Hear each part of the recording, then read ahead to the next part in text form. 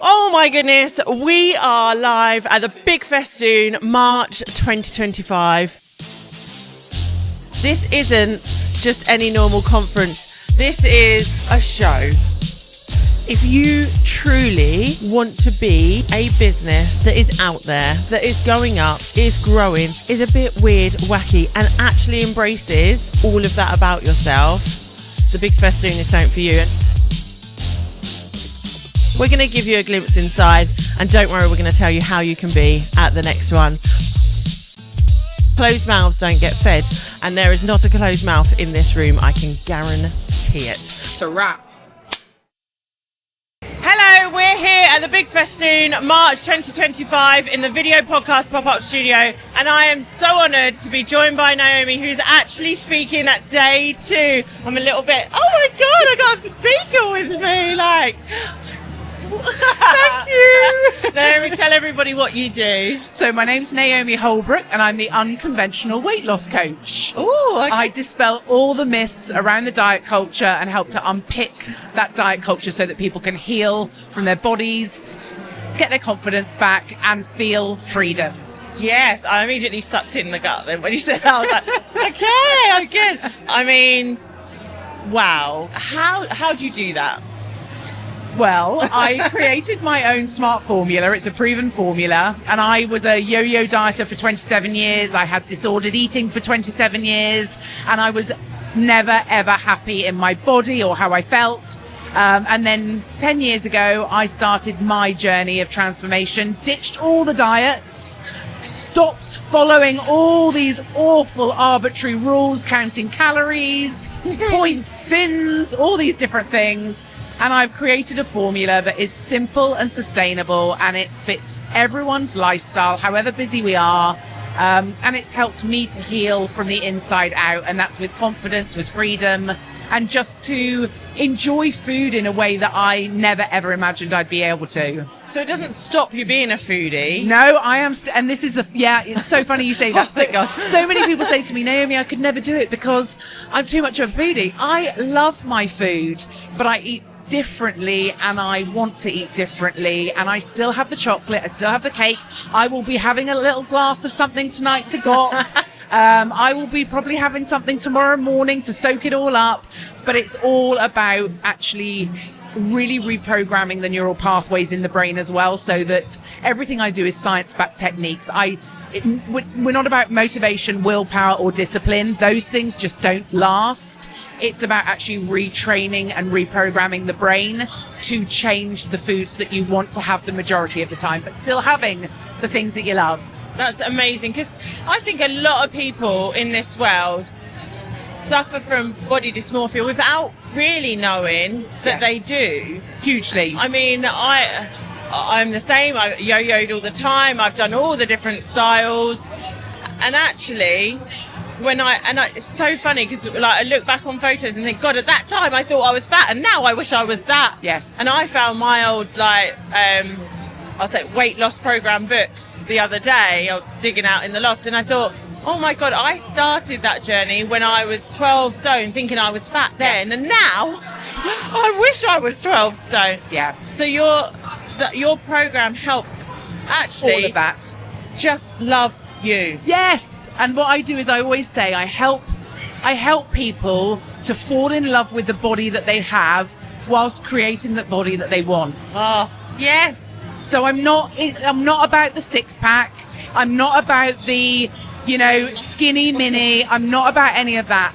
I'm about loving who you are, accepting that we all have stretch marks, scars, pigmentation, in menopause, we also have a changing body, but it's about loving the body that you have, but also wanting to be the healthiest, happiest version of yourself as well. Absolutely love that. Amazing.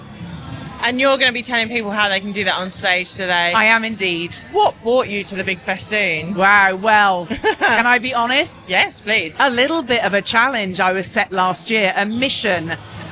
So last year, a very good friend of mine, Tess Cope, said to me, I have a mission for you, and it's entirely up to you whether you choose to accept it.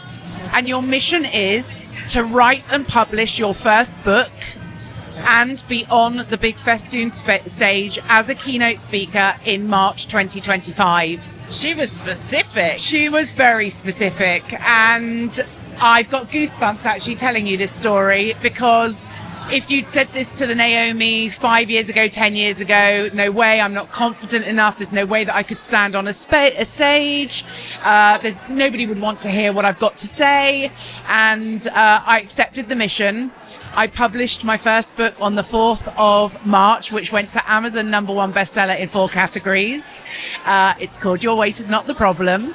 And so today I am here as a speaker and a published author.